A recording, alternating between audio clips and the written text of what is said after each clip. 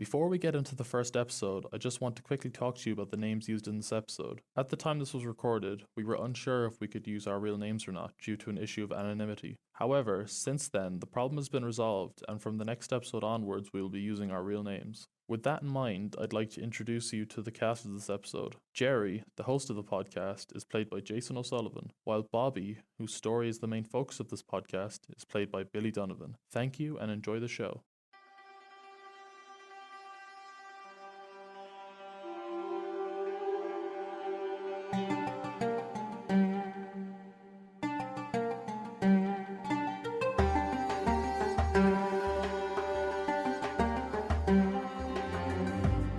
Hello and welcome to our new podcast titled 7 Days in Palestine. I'm your host Jerry, and before we get into the podcast, I'd first like to introduce you to Bobby, whose experiences are the main focus of this podcast. Hi there, my name is Bobby, and last summer I spent 7 days in Palestine. Today we're going to talk about day one. So, before we get into the main subject matter of this podcast, we'd first like to talk a bit about who we are and why we want to do this podcast. So, Bobby, we'll start with you. Thanks, Jerry. Well, I'm a university student, born and raised in Ireland. I study development, specifically the contrasting stages of development between the global north and the global south. Last summer, I went on a 7-day trip to Palestine, and I think the biggest takeaway I had from that trip is that it's not a strange and dangerous place as a lot of media depicts it, but it's more a normal place where abnormal things occur.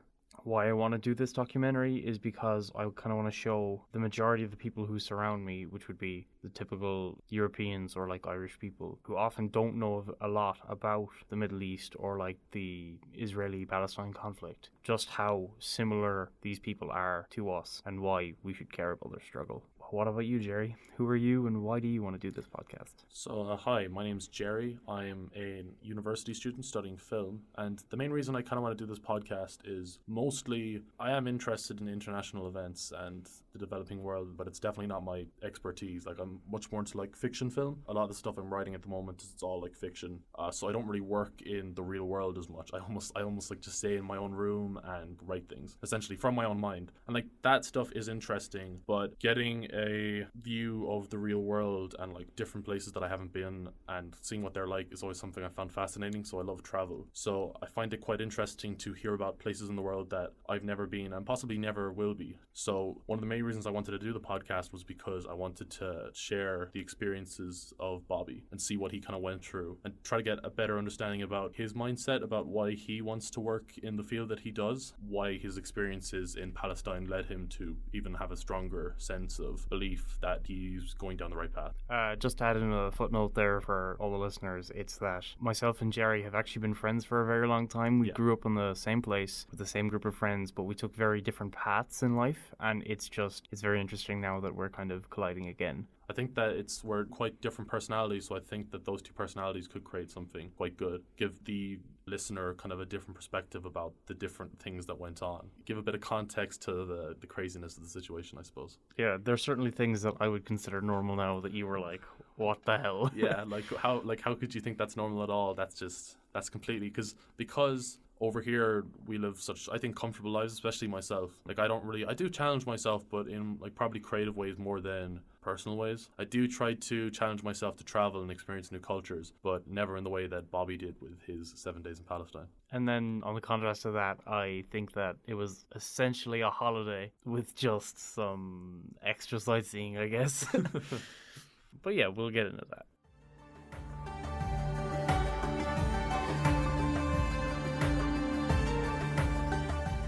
So, now that we've discussed our reasons for wanting to do the podcast, I think it's about time that we get into Bobby's 7 days in Palestine. So I think we should start at the beginning. How did you first decide to travel to Palestine? So essentially the plan to visit Palestine started when a friend from college, Tammy, she invited me to visit her on her placement because we have a placement in third year where we go to work for either 3 to 6 months in a developing country. In her case, it had to be 3 months end to end because of the way that the Israeli government controls visas in the occupied territories of Palestine.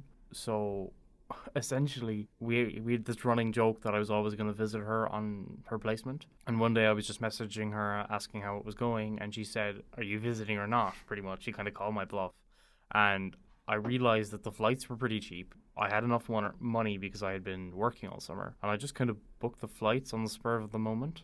Maybe flash forward to like a week or two later, and I'm leaving rural Ireland for Dublin, and I have this like itinerary of flights in my hand, and I'm like, I don't have the faintest clue about what's ahead of me. If anyone's been to the Dublin Airport Terminal 1, there's a McDonald's upstairs, and I literally had a panic attack there. I went out through departures, and I got on a flight to Athens, and almost like foreshadowing, about halfway to Athens, just as we were over Croatia, the plane hit a freaking lightning storm, and I've never been in a plane so likely to go down in my entire life. I was properly scared for like a flying for the first time ever. And that wasn't like the only foreshadowing as well. As I landed in Athens, I was literally there for like 2 hours. I grabbed like a slice of pizza before like heading to my gate, and on the news, like around a similar time, like these wildfires were like popping up outside of Athens, which like later would become a much bigger issue like during the trip, but obviously like I wasn't there anymore. So I land anyway. Well, no, as I was going to my gate in Athens, I have to go through this like, so I've obviously got to go through like Greek security, which is fine. And then as I get to my gate, there's another round of security, and they're all speaking Hebrew, like everyone. And I realize that this isn't Greek security, this is Israeli security, because they control the gates to Tel Aviv from the outer airports, which is something I had never seen before. And it's my first encounter with treating other people differently because of like where they're from or like their ethnicity like occurs there. There's this like Palestinian family who have paid to have their bags on the flight, like carry-on bags, and the security there are just insisting that because they're Arabic, their bags have got to go in the hold. And like, this is a man and a woman with like 3 small kids. There could have been anything in those bags and the security didn't care. Like, there could have been medicine or diapers or anything. Like, it was really intense. And it was the fact that they were so willing to help everyone else, and they were so strict with this family, this Arabic family. It just really, like, I couldn't even, like, understand what was going on because I'd never experienced something like that before. Well, that changed as the 7 days go on, obviously, because it's something that kind of occurred in Palestine a lot. So I get on my flight. There's no real issues. Being a white Western male, they had no problem with me until I landed in Tel Aviv. So I land in Ben Gurion Airport, and I'm off the flight maybe like anywhere between 30 seconds and 2 minutes. I've been off the flight, and I'm pulled by a female soldier, and she starts questioning me about like normal enough stuff, like first like where am I coming from, where am I going, and then she's kind of getting more invasive, and she's like, why are you here, who are you visiting, do you know anyone in the country? And they kind of seem like normal questions, but she's asking them in such an aggressive manner that I get absolutely freaked out, and she ends up giving me like a proper grilling simply because I was nervous because of getting asked all these questions. Yeah, and that makes perfect sense because it's not like we'd ever experienced anything like that before, like any of us. As if anyone has ever been to an Irish airport, the security is like, how you lad, and that's it. Yeah, they just let you in. Like, they don't even check passports. Yeah, they're a disgrace. But like, Ben Gurion was something else. Like, it actually was, and that was even before I got to the infamous interview booths, I think they're called. Basically, it's internal immigration.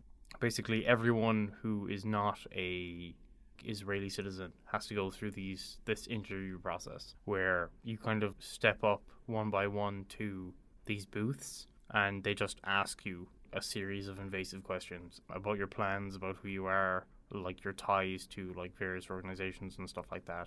And it was seriously invasive. And it was for someone who had been traveling for, like, I left Dublin late, like maybe 10 o'clock, and I arrived in Tel Aviv at 9 that morning. So I had been traveling a long time, and they didn't care. There was a lot of questioning, which is probably something that I should go into more detail with, but it's kind of more relevant for my last day because we got an even more intense grilling on the last day. how long did the interview take place for? Maybe, man, it felt like a lifetime, but anywhere between like 10 to 15 minutes. Oh, okay. But they do that for every single person. Yeah. and the soldier had me for an equally long number of time.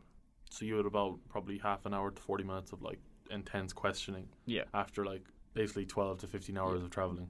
Also, something that like probably doesn't make like it's not a big deal to like most of the people from mainland Europe or like especially America, but in Ireland, like guns do not exist. Like the guards don't have guns, or police force don't have guns. Mm-hmm. So to see these soldiers with like I'm gonna say AR-15s, basically they're like assault rifles. I don't know what brand they are or anything like that, but they look like they could mow me down. Well, like military grade. Oh yeah, fuck yeah.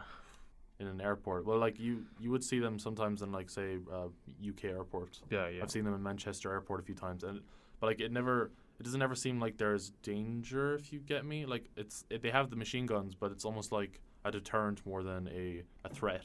So did it feel more like this a threat was to you? a threatening. Yeah. This was not a deterrent. This was like we don't have safeties on these rifles kind of feeling. Yeah. Yeah, it was a real. I've never felt like airports are often very safe places. I've never felt such unease, like ever. And then after all that, I'm allowed in. I get my visa for what is I'm allowed 3 months, but I'm only planning to stay a week.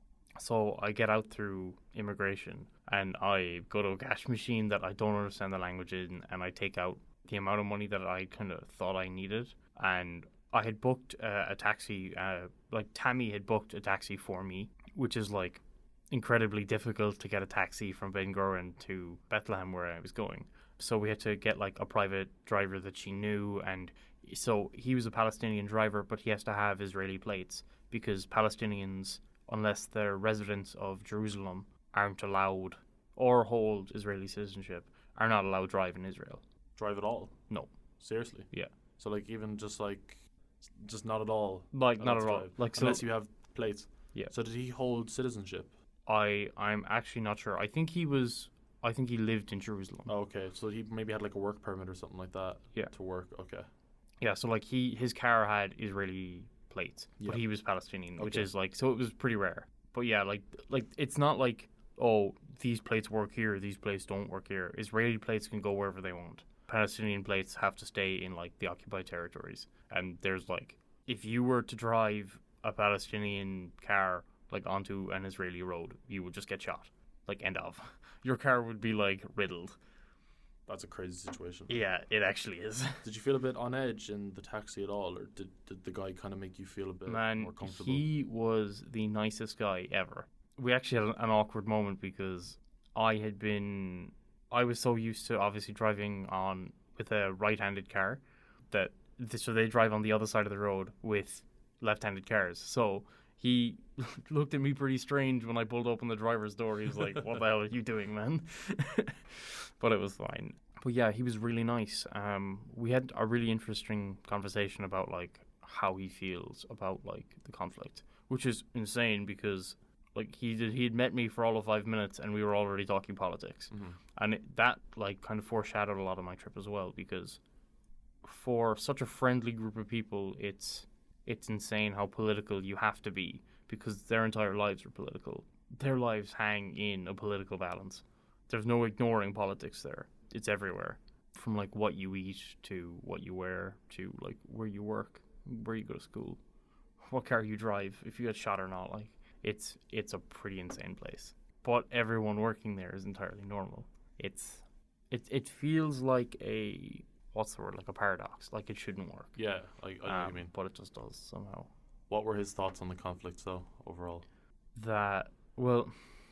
He was very like a lot of the other Palestinians I met, where he was sick of the violence. He was just done with the violence because there is a lot of violence from both sides. But he also, like, even if the violence was to stop, Israel wouldn't stop. It's ever expanding, and it's ever like they're trying to build their state, and it just so happens that to do that they're trying incredibly hard to destroy another state. So when you're a citizen of that other state, it's hard. It's hard to accept that you can't defend yourself.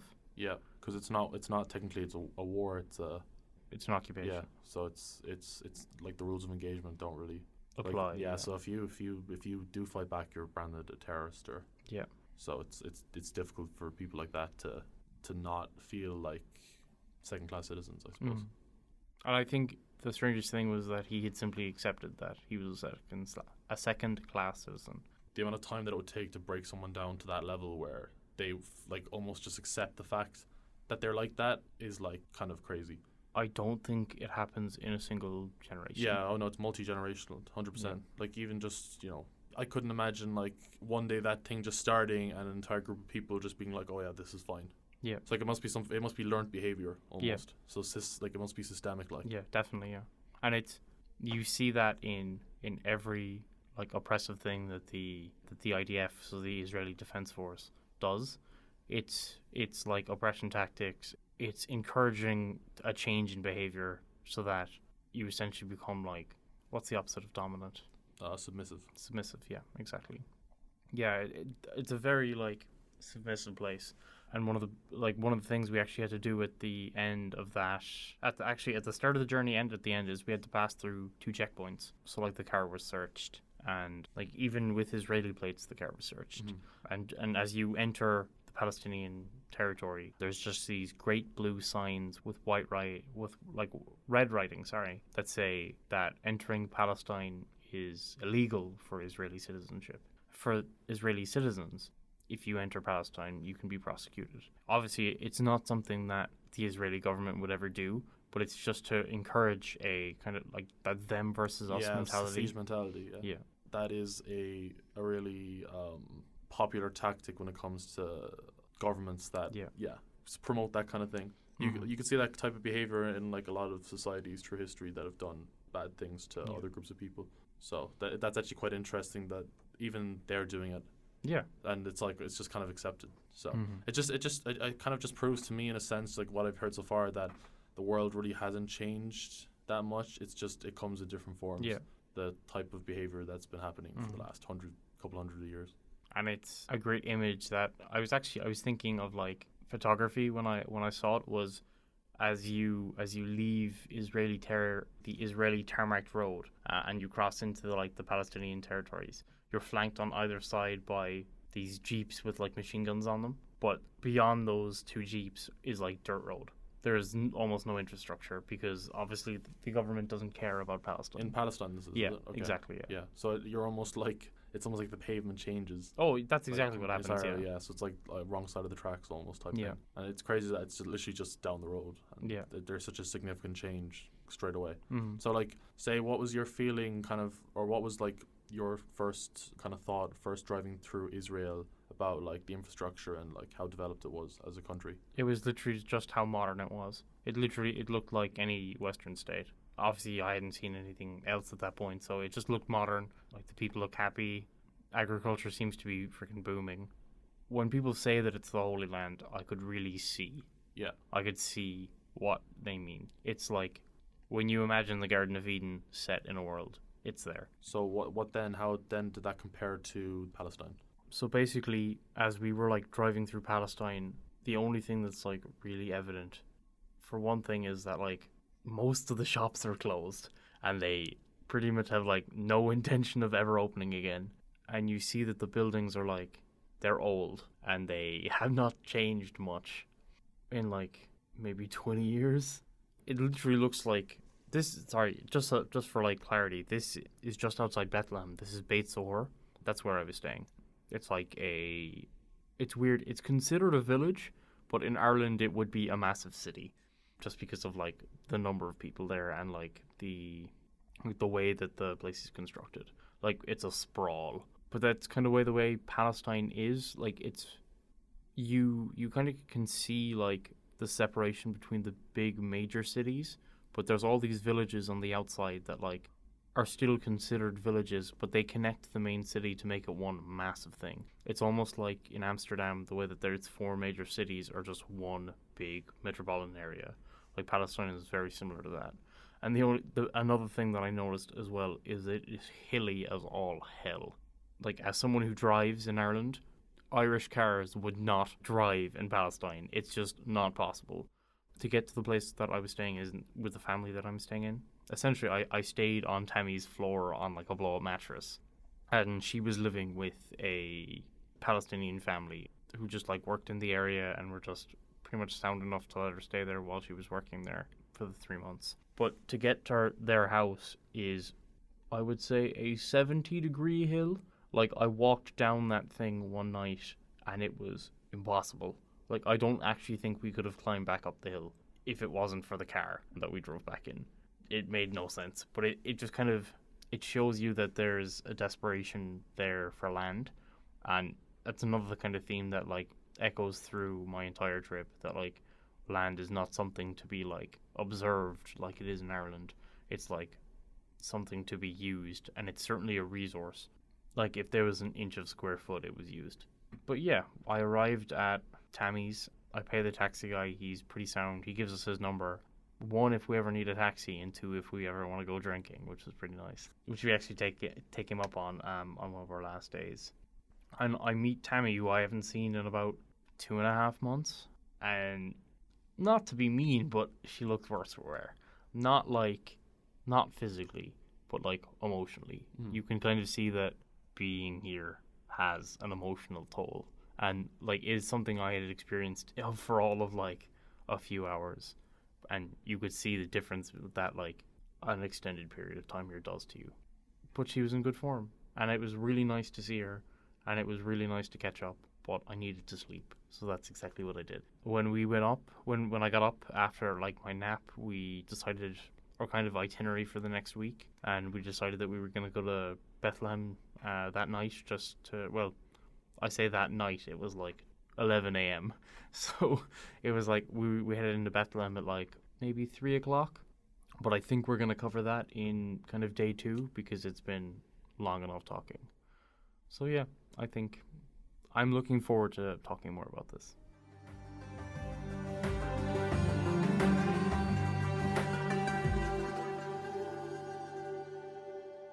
So that's it for day 1 of our 7 days in Palestine. Join us next time for Bobby's trip to Bethlehem, a dangerous encounter in Ida camp, and some tragic news.